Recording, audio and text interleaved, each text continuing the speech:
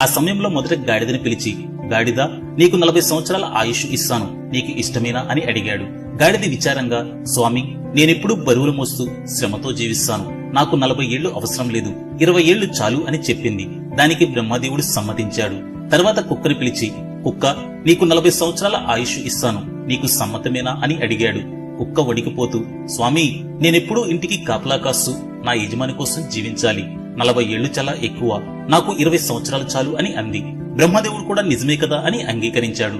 తర్వాత గుడ్లగోబను పిలిచి, గుడ్లగోబా, నీకు 40 ఏళ్ల ఆయుష్ ఇస్తాను, నీకిష్టమే కదా అని అన్నాడు. దానికి గుడ్లగోబ నిశ్శబ్దంగా, స్వామి, రాత్రంతా నిద్ర లేకుండా తిరుగుతూ జీవించాలి, ఇది చాలా కష్టం, నాకు 20 సంవత్సరాలు చాలు అని చెప్పింది. బ్రహ్మదేవుడు తృప్తిగా సమ్మతించాడు. చివరికి మనిషిని పిలిచాడు. మనిషి, నీకు 40 సంవత్సరాల ఆయుష్ ఇస్తాను, నీకు ఇష్టమేనా అని అడిగాడు. కాని మనిషి అత్యాశతో, స్వామి, నాకు 100 సంవత్సరాల ఆయుష్ కావాలి అని ఆశపడ్డాడు.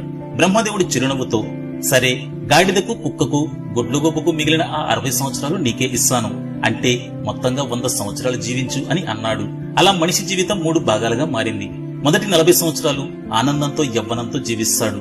తర్వాత 20 సంవత్సరాలు గాడిదలా బరువును మోస్తూ కుటుంబ బాధ్యతలను నిర్వర్తిస్తాడు. తర్వాత 20 సంవత్సరాలు కుక్కలా ఇంటిని కాపాడుతూ పిల్లల కోసం సేవ చేస్తాడు.